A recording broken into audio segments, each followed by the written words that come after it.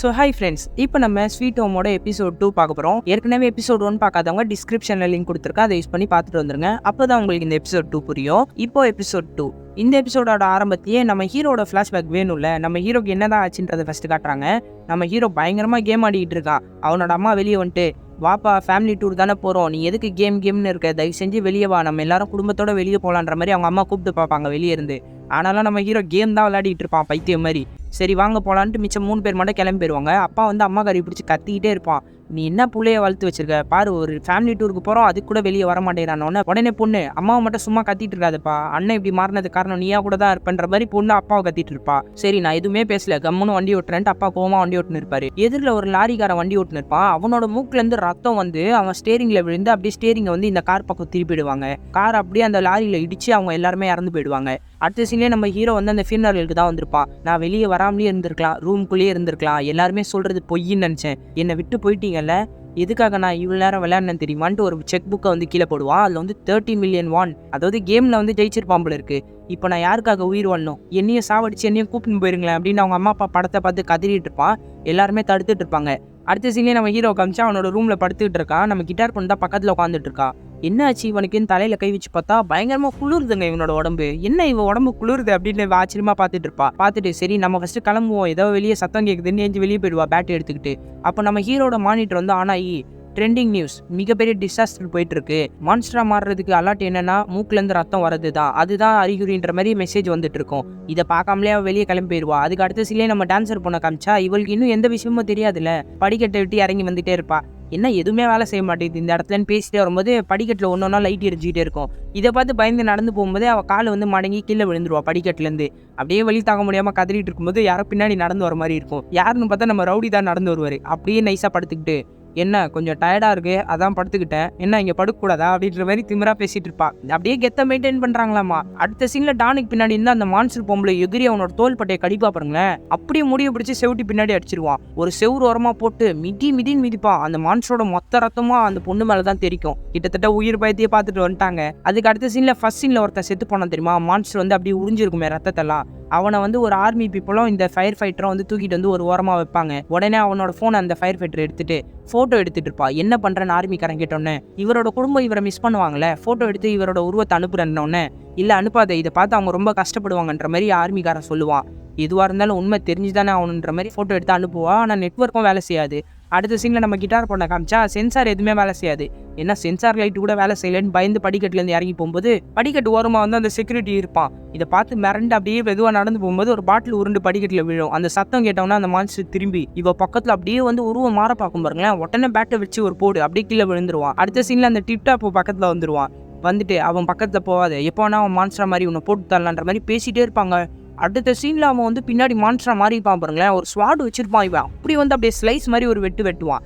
இதுக்கப்புறம் இவனை swords menu கூப்பிட்டுக்கலாம். பயங்கரமாக ஸ்வாடை யூஸ் பண்ணுறான். அடுத்த சீனில் கிரவுண்ட் ஃப்ளோரில் காமிச்சா எல்லாருமே டோரை வந்து ஏதோ பொருளை வச்சு லாக் பண்ணிட்டு இருப்பாங்க. ஒரு லேடி வந்து லாக் பண்ணாதீங்க, என்னோட பொண்ணு வெளியே தான் இருக்கா, அவள் கொஞ்ச நேரத்தில் வந்துருவான்ற மாதிரி சொன்னோன்னே டாக்டர் க்ளோஸ் பண்ணுன்ற மாதிரி சொல்லுவான். டாக்டர் கிட்ட ஓடி வந்து, இங்கே பாரு என் பொண்ணோட லொக்கேஷன் கூட அவன் அமைச்சிருக்கா, அவள் அங்கே தான் இருக்கா, கொஞ்சம் தூரம் தான், என்னை திறந்து மட்டும் வெளியே விடுங்க, நான் போய் அவளை கூப்பிட்டு வந்துடுறேன். உடனே முடியவே முடியாதுன்னுவா. இதை கேட்டவொன்னே அந்த அம்மா, நீ என்ன நினச்சிட்டு இருக்க, நான் எவ்வளோ பெரிய ஆள் தெரியுமா, என்னை தயவு செஞ்சு வெளியே மட்டும் விட, நீ எல்லாருக்கும் இங்கே லீடர் நினச்சிட்டு இருக்கேன்னு கோவமாக கத்துவாங்க. எல்லாருக்குமே ஃபோனில் வந்து சவுண்ட் வரும். என்னன்ட்டு எல்லாருமே ஃபோனை எடுத்து பார்த்தா எமர்ஜென்சி அலர்ட் தான் வந்திருக்கும். இப்போ கவர்மெண்ட் எப்படி ஏதாவது பிரச்சனை வந்தால் எல்லாருக்குமே ஒரு நோட்டிஃபிகேஷன் மெசேஜ் மாதிரி அனுப்புவாங்களோ அந்த மாதிரி அனுப்பிச்சிருப்பாங்க. என்னன்னா மிகப்பெரிய வைரஸ் தாக்குதல் நடந்துட்டு இருக்கு இந்த உலகத்துக்குள்ள, அதோடைய சிம்டம்ஸ் வந்து மூக்குலேருந்து ரத்தம் வரது தான், அப்படி வந்தாலே அவங்கள போட்டுருங்க, இல்லைனா அவங்க மான்ஸ்டரா மாறிடுவாங்க அப்படின்ற மாதிரி மெசேஜ் தான் வந்துட்டு இருக்கோம். இதை பார்த்தோன்னா அந்த பொண்ணை தொலைச்சு அம்மாவும் அழுதுட்டு இருப்பாங்க, எல்லாருமே வருத்தப்படுவாங்க. அந்த கிழவன் வந்து சூப்பர் மார்க்கெட் வச்சிருக்கான் போல இருக்கு இந்த இடத்துக்குள்ளேயே. அந்த சூப்பர் மார்க்கெட்லேருந்து அவன் பார்த்துட்டு இருப்பான். நம்ம ரவுடி கூட அந்த மெசேஜ் வந்திருக்கோம், அவனை அந்த மெசேஜ் தான் பார்த்துட்டு இருப்பான். பின்னாடி அந்த டான்சர் போட்டு அவன் இதே நடந்து கீழே இறங்கி போயிட்டு இருப்பான்.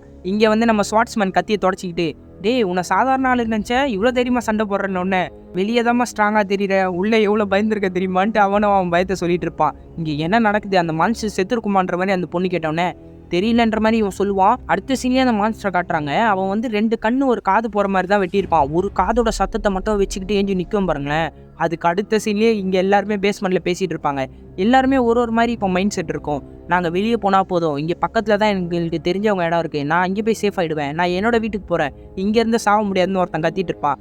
கூடயே இன்னொருத்தன் ஆமாம் இதுதான் கரெக்டு, நம்மளும் தப்பிச்சு போயிடலான்ற மாதிரி ஒரு 2-3 பேர் பேசிகிட்டு இருப்பாங்க. இதை கேட்டோன்னா ஆர்மிக்காரன் தான் தடுப்பான். இங்கே பாருங்கள், நீங்கள் தப்பிச்செல்லாம் போகக்கூடாது, வெளியே என்னென்ன சூழ்நிலைன்னு தெரியாது, முக்கியமாக மேலே கூட நீங்கள் போகக்கூடாதுன்னுவான். ஏன்னா இப்போ முக்கியமாக இவங்க மேலே தான் போகணும்னு நினைப்பாங்க. நான் ஏன் மேலே போகக்கூடாது, மேலேயாவது போய் எங்களுக்கு உதவி ஆள் இருக்கான்னு பார்க்கலான்ற மாதிரி சொல்லுவாங்க. இல்லை இங்கே தான் சேஃபாக இருக்குது, மேலே எத்தனை பேர் மான்ஸ்டராக மாறி இருக்காங்கன்னு தெரியலன்ற மாதிரி எல்லாருமே தடுத்துக்கிட்டு இருப்பாங்க. மேலே போகிற டோரை தான் க்ளோஸ் பண்ணிகிட்டு இருப்பாங்க. அந்த கிழவனும் வந்து கத்திக்கிட்டு இருப்பான். என்னடா சுயநலமாக யோசிக்கிறீங்க, நீங்கள் மேலே போய் ஏதாவது மான்ஸ்டர் கிளம்பி கீழே வந்துருச்சுன்னா என்ன பண்ணுறது, ஒழுங்காக இந்த இடம் தான் சேஃபு, அமைதியாக இருங்கன்ற மாதிரி எல்லாரையும் மிரட்டிட்டு இருக்கும்போது பின்னாடி இவங்க டோரை க்ளோஸ் பண்ணியிருப்பாங்களே, அது யாரோ திறக்கிற மாதிரி சத்தம் கேட்கும். எல்லாருமே மாடியிலேருந்து மான்ஸ்டர் தான் இறங்கி வருதுன்னு பயந்துட்டு இருக்கும்போது நம்ம டான் தான் இறங்கி வருவான். வந்து எவனையுமே மதிக்காமல் வெளியே நடந்து பார்ப்பான் பாருங்களேன். எல்லாருமே அவனோட முதுக்க பார்த்துட்டு அவனை கடிச்சிருக்குன்னு எல்லாருமே கத்திட்டு இருக்கும்போது அந்த கிழவன் கரெக்டாக கரண்ட் ஷாக் தர மிஷினை வச்சு அவனுக்கு ஷாக் அடிச்சு மயக்கம் போட வச்சிருவாங்க. அடுத்த சீனில் நம்ம டான்ஸர் பொண்ணு கீழே இறங்கி வருவா. அண்ணங்கார தான் அவனோட ட்ரெஸ்ஸை கழட்டி மாட்டி விடுவா. அந்த பொண்ணு அந்த ட்ரெஸ்ஸையும் கழட்டி கீழே போட்டு ஃபேஸ் வாஷ் பண்ண கிளம்பி போயிட்டு இருப்பா. அங்கே போய் அவன் மூஞ்சி கழுவும் போது அவளை பார்க்கணுமே அப்படின்னு நடுங்கிட்டு இருப்பாங்க அந்த விஷயத்த நினச்சி பார்த்துக்கிட்டு. அதுக்கு அடுத்த சீனே நம்ம ஹீரோட மூக்குலேருந்து ரத்தம் வர மாதிரி காட்டுறாங்க. எபிசோடோட 1ல லாஸ்ட்டில் காமிச்சிருப்பாங்களே அதுதான். இப்போ தான் நம்ம ஹீரோக்கு உண்மையிலேயே ரத்தம் வருது மூக்குலேருந்து. 8 மணி நேரத்துக்கு முன்னாடி நடந்ததை தான் இவ்வளோ நேரம் காமிச்சிட்டு இருந்திருக்காங்க. நம்ம ஹீரோக்கு இப்படி மூக்கிலேருந்து ரத்தம் வந்தோன்னா அடுத்த சீனில் வந்து சிஸ்டமில் உட்காந்து என்ன நடக்குதுன்னு செக் பண்ணிட்டு இருப்பான். இதே டைமில் வந்து அந்த டாக்டரும் சிஸ்டத்தில் படிச்சுட்டு இருப்பான். ஒருத்தர் ஆர்டிக்கல் மாதிரி சிஸ்டத்தில் எழுதி வச்சிருப்பான். இது நோஸ்லேருந்து ப்ளீட் ஆகிறது தான் ஒரே சிம்டம்ஸ், இப்படி நடந்தால் உடனே தற்கொலை பண்ணிக்கணும் நீங்கள், இது வந்து வைரஸோ எதுவும் இல்லை, இது வந்து கடவுள் கொடுத்த சாபம், நானும் இதனால ஆளாயிருக்கேன், இதுலேருந்து தப்பிக்க யாராலையுமே முடியாது, அப்படியும் நீங்கள் மூக்கிலேருந்து ரத்தம் வந்து வாழணும்னு இந்த உலகத்தில் ஆசைப்பட்டீங்கன்னா முக்கியமான ஒரு விஷயத்த நீங்கள் தெரிஞ்சுக்கணும் அப்படின்ற மாதிரி அந்த ஆர்டிக்கல் எழுதியிருக்கு. இவங்க 2 பேரும் அப்படியே ஸ்க்ரோல் பண்ணிட்டே கீழே போவாங்க. அப்படி என்ன தெரிஞ்சுக்கணும்னு அடுத்த செகண்ட் பார்த்தா இன்டர்நெட் கட் ஆகிடுச்சு. இன்டர்நெட் போயிடும்.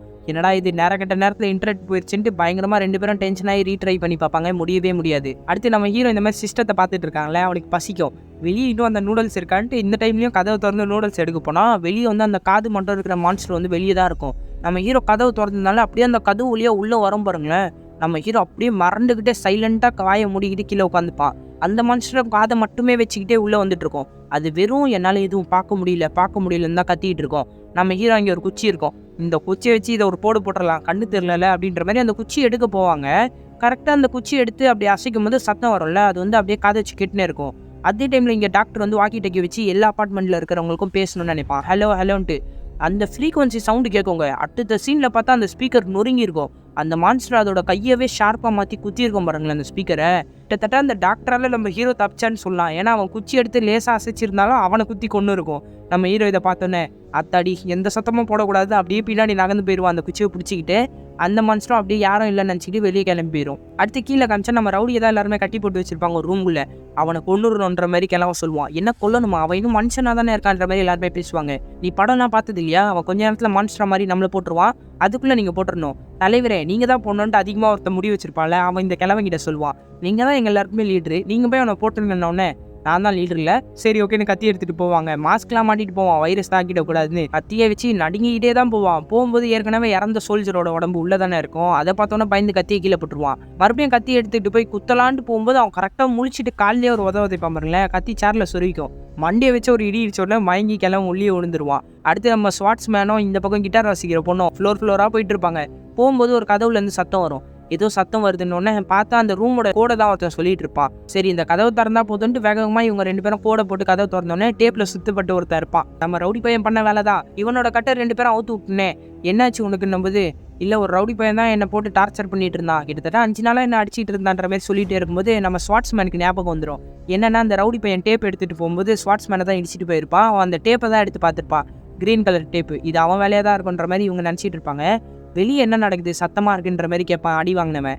நீ ஏன் வெளியே வந்து பார்த்துக்கன்ட்டு இவங்க எல்லாரும் வெளியே போகும்போது அவன் ஒரு நிமிஷம் நில்லுங்கன்ட்டு உள்ளே வந்து சுற்றி கொண்டு வருவான். நீங்கள் எல்லாரும் ஆயுதம் வச்சிருக்கீங்க, எனக்கும் வெப்பன் வேணும்ல அப்படின்ட்டு தான் சுற்றி எடுத்துகிட்டு வந்திருப்பான். அடுத்து கீழே கட்டுறாங்க. எல்லாருமே ஒரு மீட்டிங் மாதிரி போட்டுன்னு இருக்கும்போது டாக்டர் தான் ஒரு ஐடியா கொடுப்பான். நம்ம பக்கத்தில் இருக்க டே கேர் சென்டர் போயிடலாம், அதாவது ஒரு ஷெல்டர் மாதிரி. அங்கே போனால் நமக்கு பாதுகாப்பு இருக்கும், சாப்பாடும் நமக்கு கிடைக்கணும்னே. உங்களை நான் முதல்ல உள்ளே விட்டாதானடான்ட்டு பொண்ணை தொலைச்சிட்டு ஒருத்தவங்க வெளியே விடுவாங்களே, அவங்க வந்து கத்துவாங்க. நீ யாருமா எங்களை உள்ளே விட மாட்டேன்னு சொல்கிறதுக்குன்னு ஒருத்தன் கேட்டவுடனே உடனே பக்கத்தில் அந்த நாய் வச்சிருக்க லேடி, இவங்க தான் டே கேர் சென்டரோட டேரக்டர் அப்படின்ற மாதிரி சொன்னோன்னே எல்லாருமே மிரண்டுருவாங்க. நீங்களான்ட்டு ஆமாம், என்ன என் குழந்தைய காப்பாற்ற வெளியே விடுங்கடானா விட மாட்டீங்க, இப்போ நீங்கள் மட்டும் சுயநலமாக தப்பிச்சு போகணுன்னு பிளான் பண்ணுறீங்களா?